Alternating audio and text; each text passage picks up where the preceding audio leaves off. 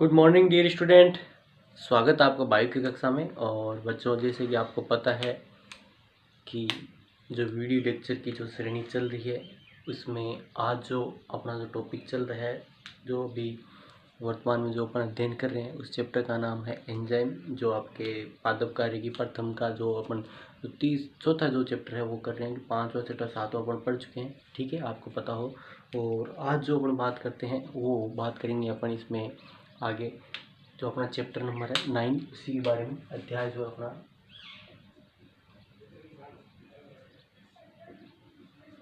9 number का जो अध्याय है उसमें बारे में बात करेंगे, ठीक है। और चैप्टर का नाम है एंजाइम।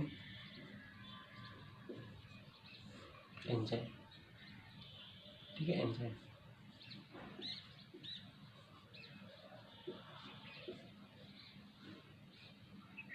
ठीक है, एंजाइम। तो इसमें बच्चों से बात करें, अपन एंजाइम की बात करें तो एंजाइम की परिभाषा की बात की थी। वे कार्बनिक पदार्थ जो प्रोटीन की प्रकृति के होते हैं, कोशिका जीवित कोशिकाएं जैव उत्प्रेरक की तरह कार्य करते एंजाइम कहलाते हैं। उसके बाद अपन एंजाइम के इतिहास के बारे में बात की थी। जो करंट जो वीडियो लेक्चर था उसमें 1 बाय 1 अपने उसके जो हिस्ट्री थी उसके बारे में अपन अध्ययन किया था। आज जो अपन अध्ययन करने जा रहे हैं बच्चों, बहुत ही महत्वपूर्ण एंजाइम की संरचना के बारे में, जो आपके हमेशा ही काम आएगी, उसके बारे में अध्ययन करेंगे। तो आज का जो टॉपिक है अपना डिस्कस का वो आता है एंजाइम की संरचना।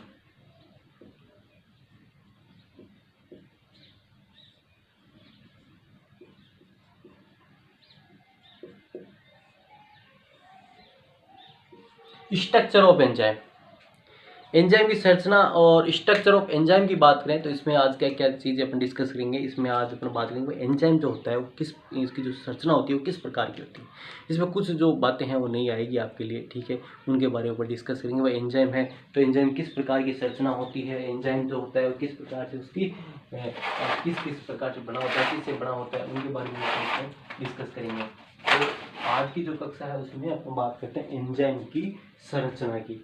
एंजाइम की संरचना की बात करते हैं तो एंजाइम की संरचना, स्ट्रक्चर ऑफ एंजाइम की बात करते हैं तो सबसे पहले आपको बच्चों ये अपनी जो परिभाषा पढ़ी थी उसके अंदर एक वर्ड आया था, आपको एक शब्द आया था, आपको पता होगा एंजाइम जो होते हैं प्रोटीन की प्रकृति के होते हैं। तो अपन बात करते हैं कि यहाँ पर सभी एंजाइम जो होते हैं, एक लाइन आती है, सभी एंजाइम क्या होते हैं, प्रोटीन होते हैं। हालांकि इसमें अपन ब्रैकेट में लिख सकते हैं अपवाद राइबोजाइम,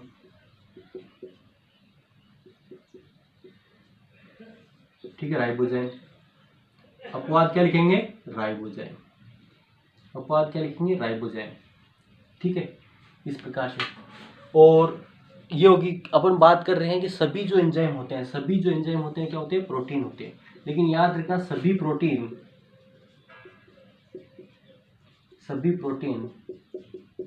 एंजाइम नहीं होते हैं, ठीक है।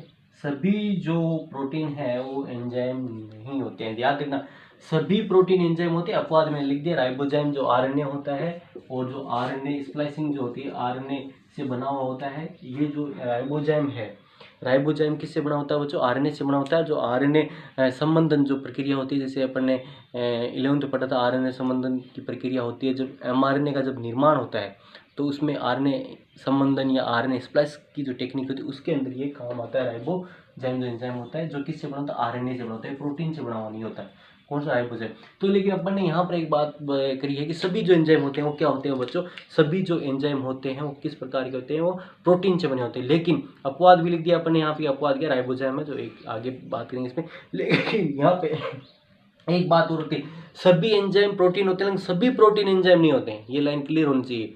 सारे प्रोटीन जो होते हैं एंजाइम थोड़ी हो जाएंगे। एंजाइम जो होते हैं प्रोटीन से बने होते हैं, सारे जो एंजाइम होते हैं प्रोटीन से बने होते हैं, लेकिन सभी प्रोटीन एंजाइम नहीं होते। प्रोटीन का और भी कई काम होता है, ठीक है, प्रोटीन से और भी कुछ स्ट्रक्चर बनती है, ठीक है। तो ये बात भी आप क्लियर हो, सभी जो प्रोटीन होते हैं एंजाइम नहीं होते हैं, ठीक है, क्लियर होगी एक बात। इसके बाद दूसरी जो बात करते हैं बच्चों, ये बात होगी इसमें, दूसरी बात जो इसमें क्लियर करें तो दूसरी बात यहाँ पर आती है कि जैसे अपन राइबोजाइम की बात करें, राइबोजाइम ए प्रोटीन,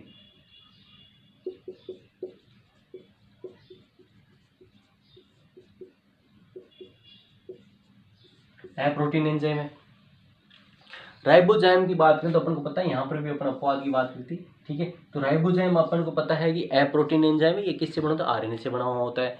राइबोजाइम की बात करें तो राइबोजाइम है, ये किससे बना होता है, आरएनए से बना होता है, अप्रोटीन एंजाइम है, ठीक है।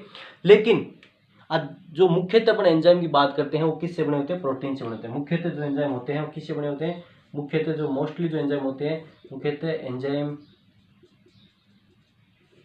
प्रोटीन से बने होते हैं,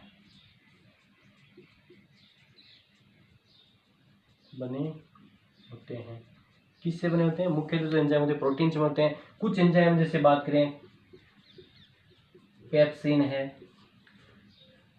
तो मुख्यतः एंजाइम जो होते हैं क्या, प्रोटीन से बने होते हैं। जैसे अपन बात करें जैसे पेप्सिन है, यूरिएज है, ये पूर्ण रूप से, ठीक है, जैसे पेप्सिन है, ठीक है, पेप्सिन, यूरिएज,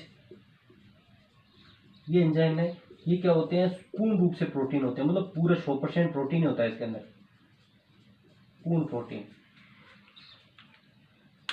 मेरे कहने का मतलब क्या बच्चों, समझना कि सभी एंजाइम जो होते हैं प्रोटीन होते हैं, लेकिन सभी प्रोटीन एंजाइम नहीं होते। एक अपवाद राइबोजाइम हो जाता है, अप्रोटीन होता है, ठीक है, जो आरएनए जो संबंधन होता है, आरएनए स्प्लाइसिंग होती है, मतलब एमआरएनए निर्माण की जो प्रक्रिया होती है उसमें काम आता है कौन सा एंजाइम, राइबोजाइम। ये बात क्लियर हुई। इसके बाद मैं बता दूं एंजाइम जो होते हैं किससे बने होते हैं, प्रोटीन से बने होते हैं। एक कुछ जो एंजाइम है जैसे अपना बात करते हैं जैसे पेप्सिन है, ठीक है, पेप्सिन है, दूसरा यूरिएज एंजाइम है, ये क्या होते हैं, पूर्णतः प्रोटीन से बनते हैं, मतलब इसके अंदर पूरा का पूरा जो 100% जो मटेरियल होता है या 100% जो भाग होता है किसका होता है, प्रोटीन का ही होता है, मतलब पूर्णतः प्रोटीन से बनते हैं। लेकिन अधिकांश की बात करें, जैसे अपन बात करें कुछ एंजाइम की बात करें तो ये हो गए, लेकिन अधिकांश तो एंजाइम की बात करें, ठीक है, वो क्या होते हैं,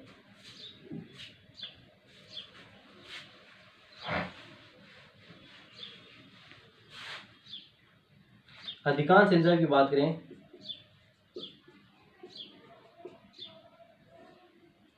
अधिकांश एंजाइम की बात करें उनमें क्या होता है बच्चों, याद रखना, एक बहुत बड़ी टर्म्स आने वाली है। अधिकांश एंजाइम की बात करें तो अधिकांश मोस्टली जो एंजाइम होते हैं उनमें क्या होता है, जो प्रोटीन भाग होता है उसके साथ साथ एक अप्रोटीन भाग और होता है जो कि उसकी प्रोटीन भाग की सक्रियता के लिए आवश्यक होता है। देखो समझो,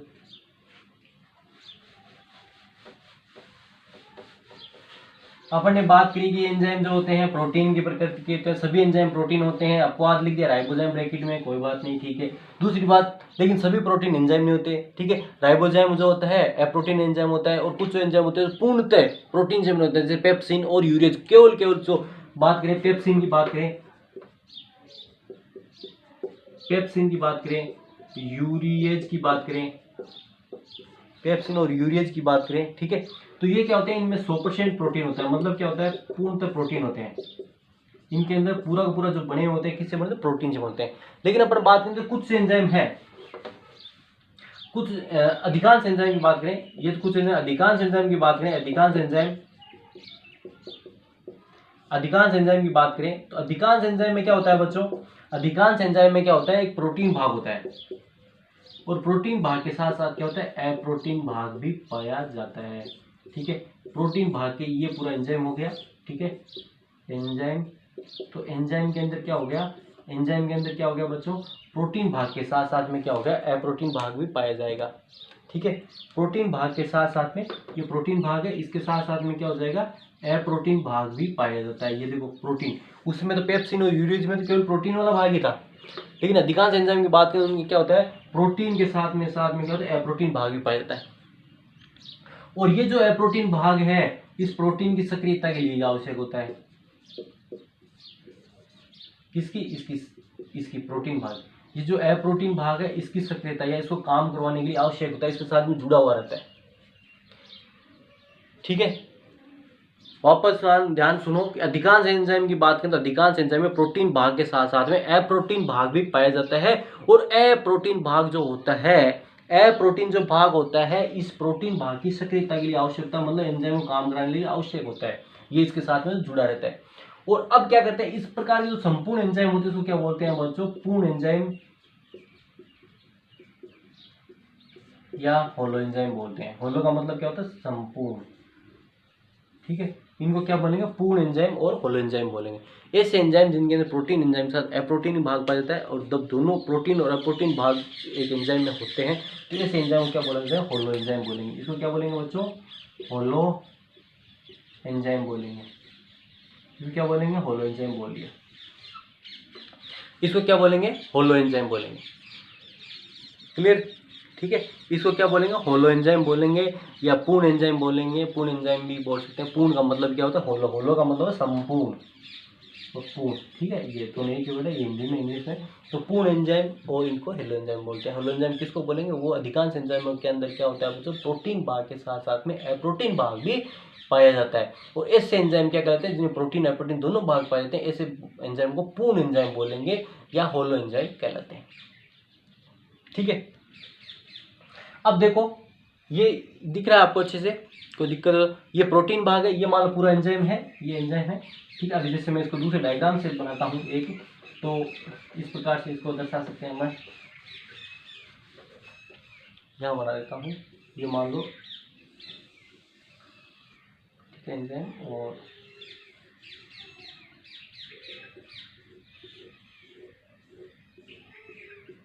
ये एंजाइम है, मान लो पूरा एंजाइम है, तो ये इसका प्रोटीन भाग है,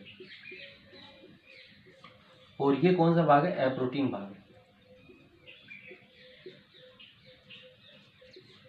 ये प्रोटीन भाग है, ये अप्रोटीन भाग है, ठीक है। ये प्रोटीन भाग है और ये क्या होता है, अप्रोटीन भाग है। अब बच्चों क्या होता है कि अब इसको क्या बोलेंगे, प्रोटीन अप्रोटीन, ये क्या हो गया, ये पूर्ण एंजाइम हो गया, ये पूर्ण एंजाइम है या होलो एंजाइम है, ठीक है। इसको क्या बोलेंगे, पूर्ण एंजाइम या होलो एंजाइम बोलेंगे, ठीक है। लेकिन अब यहाँ पर एक दूसरी लाइन और चालू होती है बच्चों, यहाँ तक कहानी होगी, इसके बाद एक दूसरी लाइन और चालू होती है, वहां पर आपको थोड़ा सा फोकस करना पड़ेगा, ठीक है ना। उसमें आपको दूसरी लाइन भी जो चालू होती है उसमें अब ध्यान देखना, ये प्रोटीन भाग हो गया, ये प्रोटीन भाग हो गया। अधिकांश एंजाइम की जो संरचना इस प्रकार से होती है, और इसको क्या बोलते हैं, पूर्ण एंजाइम, होलो एंजाइम बोलते हैं। अब दूसरी कहानी यहाँ से ये चालू होती है कि जो प्रोटीन भाग होता है उसको तो बोलते हैं एपो एंजाइम, एपो एंजाइम, ठीक है। जो प्रोटीन वाला भाग होता है उसको तो क्या बोलते हैं, एपो एंजाइम। जो होलो एंजाइम का, पूर्ण एंजाइम का जो प्रोटीन वाला भाग होता है उसको क्या बोलते हैं, एपो एंजाइम बोलते हैं, ठीक है। और ये जो भाग होता है, अप्रोटीन भाग होता है, इसको क्या बोलते हैं, सहकारक बोलते हैं। दिख रहा होगा आपको, इसको क्या बोलते हैं, सहकारक। इसको क्या बोलते हैं, सहकारक, ठीक है। इंग्लिश बोलते हैं को फैक्टर। इसको क्या बोलते हैं, को फैक्टर। ये है एपो एंजाइम, ये क्या है, एपो एंजाइम है, ठीक है। और ये है सहकारक, इसको को फैक्टर बोलते हैं। आप समझ गए होंगे मेरे हिसाब से। आप जब किसी प्रोटीन, अधिकांश प्रोटीन की बात करते हैं उनके अंदर क्या होता है, प्रोटीन भाग के, अधिकांश एंजाइम की बात करें उनके प्रोटीन भाग के साथ अप्रोटीन भाग पाया जाता है। ऐसे एंजाइमों को पूर्ण एंजाइम, होलो एंजाइम कहते हैं। इन एंजाइमों के जो प्रोटीन भाग होता है, ठीक है, होलो एंजाइम का जो प्रोटीन भाग होता है, पूर्ण एंजाइम का जो प्रोटीन भाग होता है उसको क्या बोलते हैं, एपो एंजाइम बोलते हैं। देखो ये मैंने लिखा है, एपो एंजाइम। और अप्रोटीन भाग होता है उसको क्या बोलते हैं, सहकारक बोलते हैं।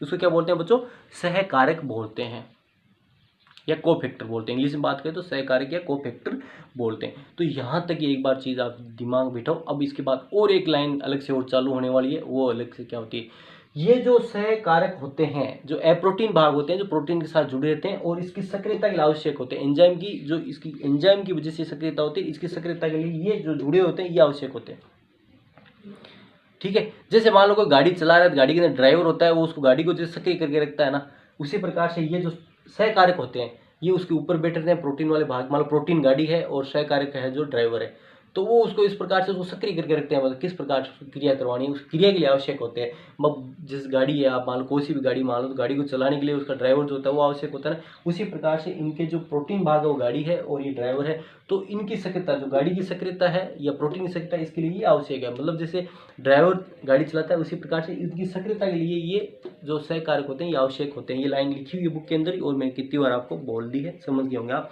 ठीक है। अब इसके बाद देखो बच्चों, एक चीज मैं और क्लियर करूंगा आपके साथ में कि ये जो सहकारक होते हैं ये 3 प्रकार के होते हैं। ये जो प्रोटीन वाले भाग होते हैं ये सहकारक होते हैं, कितने प्रकार के होते हैं? 3 प्रकार के होते हैं।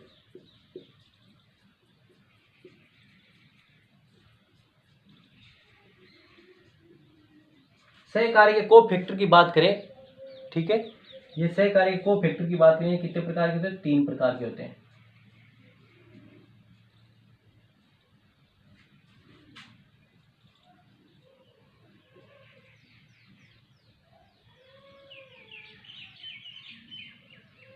तीन प्रकार के होते हैं।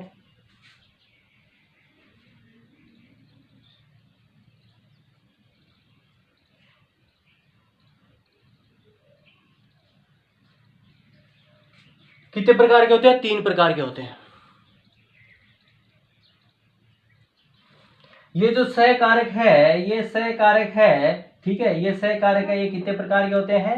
ये 3 प्रकार के होते हैं। प्रकृति के आधार पर इनकी प्रकृति किस प्रकार की? 3 प्रकार कौन कौन से? सबसे पहले आपको वो याद रखना है। पहला आता है प्रोस्थेटिक ग्रुप,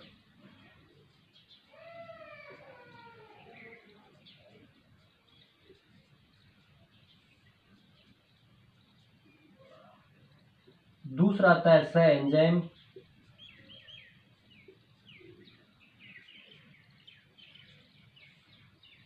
तीसरा जो आता है वो आता है सक्रिय कारक।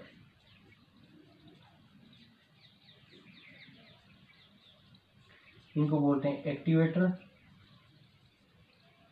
इसको बोलते हैं को एंजाइम, ठीक है, दिख रहा होगा आपको।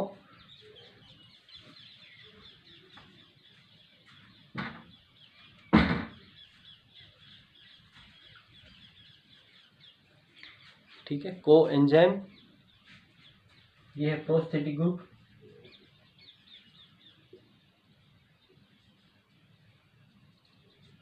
और को एंजाइम।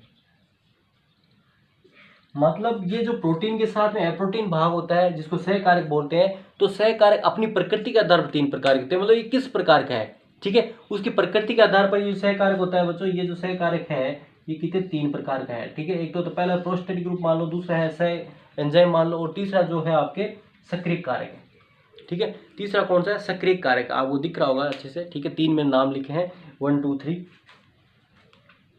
ठीक है, 1 2 3, ये आपके 1 2 3।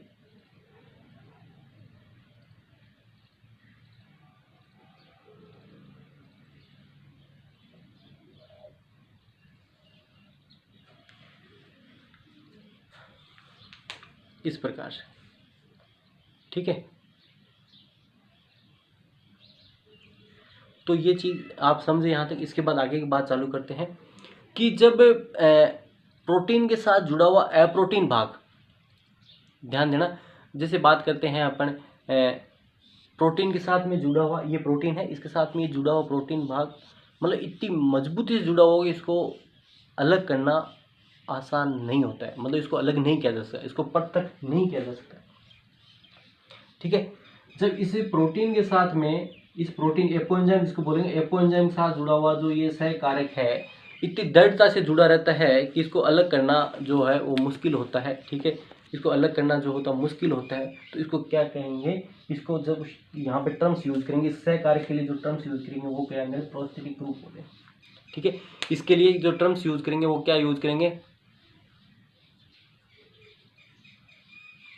इसके लिए जो टर्म्स यूज करेंगे वो बच्चों कौन से यूज करेंगे? आपके प्रोस्थेटिक ग्रुप यूज करेंगे। यहाँ पर एग्जाम्पल है बच्चों, इसका याद रखना, अभी समझा दूंगा मैं। साइटोक्रोम और फ्लेवोप्रोटीन,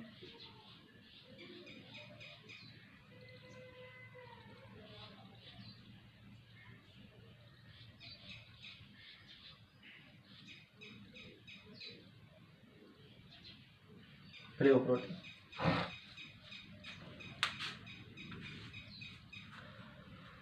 दूसरा देखो यहाँ पर मैंने क्या बात बताई, इसमें मैंने प्रोस्थेटिक ग्रुप की परिभाषा बताई है बच्चों आपको। प्रोस्थेटिक ग्रुप क्या होता है? मैंने क्या कहा है कि जो होलो एंजाइम होता है तो होलो एंजाइम के दो भाग होते हैं, प्रोटीन भाग होता है, एप्रोटीन भाग होता है। प्रोटीन भाग को एपो एंजाइम बोलते हैं।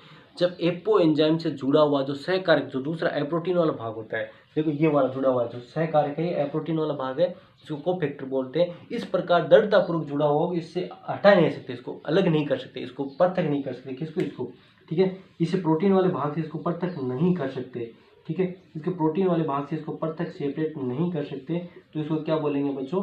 कोफैक्टर बोलेंगे।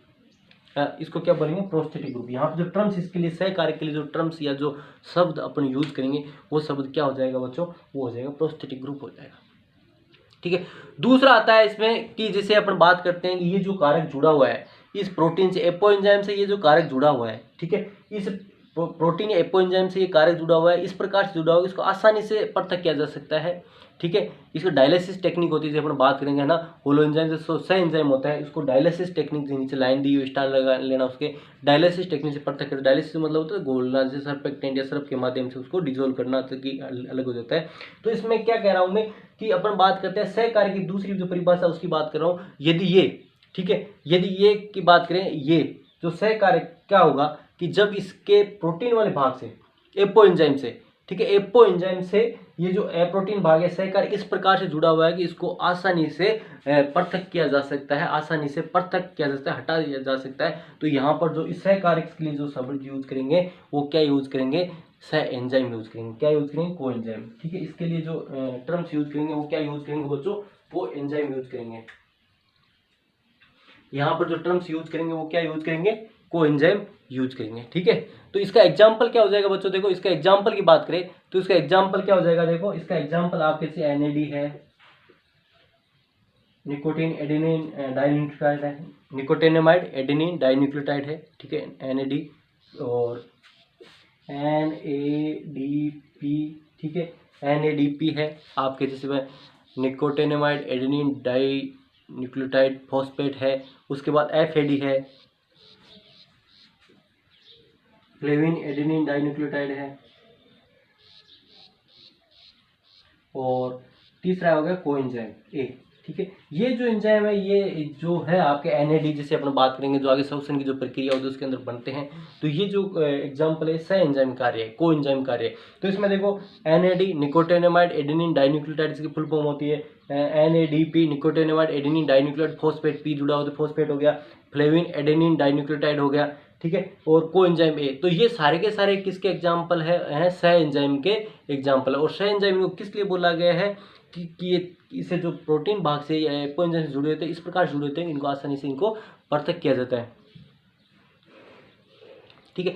अब तीसरा बात करते हैं कि इसमें तीसरा कौन सा? सक्रिय कारक, एक्टिवेटर फैक्टर, ठीक है। एक्टिवेटर फैक्टर की बात करें तो एक्टिवेटर फैक्टर की बात, सक्रिय कारक की बात करें तो इसमें क्या हो जाएगा? जब प्रोटीन या एपो एंजाइम से जुड़ा हुआ सह कारक कोई अकार्बनिक धातु होती है, ठीक है, कोई मेटल्स होती है, कोई धातु होती है, तो वहां पर जो टर्म्स यूज करेंगे इस सह कारक के लिए वो क्या होगा? सक्रिय कारक की एक्टिवेटर यूज करेंगे। जैसे एग्जाम्पल की बात करें, जैसे एफ ही है, फेरस है, ये इसका एग्जाम्पल है, ठीक है, जो अपने बुक में देखा है इस प्रकार से। तो बच्चों यहाँ पर मैंने जो आज बहुत ही इजी वे में आपको बहुत ही जो प्रोटीन स्ट्रक्चर है, थोड़ी सी जो लाइन बच गई है वो आगे कक्षा में डिस्कस करेंगे, लेकिन यहाँ तक जो डिस्कस किया वो समझ लो कि सभी जो प्रोटीन और सभी जो एंजाइम होते हैं प्रोटीन की प्रकृति होती है, लेकिन सभी प्रोटीन एंजाइम नहीं होते हैं। एक जो प्रोटीन एंजाइम होता है उसका नाम आरएनए है, आरएनए के संबंधन में काम आता है, उसका नाम राइबोजाइम है। और जो कुछ एंजाइम होते हैं पूर्ण प्रोटीन से जैसे पेप्सिन, यूरेज है। और जो मुख्यतः बात करें अधिकांश एंजाइम जो होते हैं वो प्रोटीन के साथ, उनमें प्रोटीन एंजाइम भी भाग भी पाया जाता है, प्रोटीन के साथ अप्रोटीन भाग भी पाया जाता है, ठीक है। प्रोटीन के साथ में अप्रोटीन भाग भी पाया जाता है। इस प्रकार एंजाइम होलो एंजाइम होते हैं। इस एंजाइम में जो प्रोटीन भाग होता है उसको क्या बोलते हैं? एपो एंजाइम बोलते हैं। अप्रोटीन भाग होता है सहकारक बोलते हैं। सहकारक 3 प्रकार के होते हैं। प्रोस्थेटिक ग्रुप होता है। प्रोस्थेटिक ग्रुप जब वो जो सहकारक होता है प्रोटीन भाग या एपो एंजाइम दृढ़तापूर्वक जुड़ा रहता है तो उसको सहकारक वहाँ पर जो शब्द वो यूज करते हैं। इसका एग्जाम्पल आपको पता ही है, साइटोक्रोमोफ्लेवो जो प्रोटीन होता है उसकी एग्जाम्पल है। और दूसरा आता है इसमें सह एंजाइम की बात करें, जब सहकारक होता है जो एपो एंजाइम से इस प्रकार जुड़े होते हैं तो आसानी से पृथक किया जा सकता है। डायलिसिस टेक्निक से पृथक करते हैं। यहाँ पर एंजाइम हो जाए आपके एनएडी, एनएडीपी, एफएडी और जो आपके कोएंजाइम है इसके एग्जाम। तीसरा आता है यदि प्रोटीन से जुड़ा हुआ जो कारक है, प्रोटीन से जुड़ा हुआ अकार्बनिक पदार्थ जो है, एपो एंजाइम से जुड़ा हुआ जो सहकारक है वो अकार्बनिक पदार्थ धातु है तो वहाँ पे जो टर्म्स यूज़ करेंगे वो क्या करेंगे, सक्रिय कारक की एक्टिवेटर के रूप में यूज़ करेंगे। जैसे एग्जांपल फेरस। तो आज की कक्षा में बच्चों इतना बहुत, आगे की कक्षा के अंदर जो अपन अध्ययन करेंगे वो आपको डिस्कस करेंगे। उसमें तो आगे की थोड़ी सी जो स्ट्रक्चर बने वो एंजाइम के विशिष्ट लक्षणों के बारे में बात करेंगे। तो इनके आप अच्छे से नोट बनाना।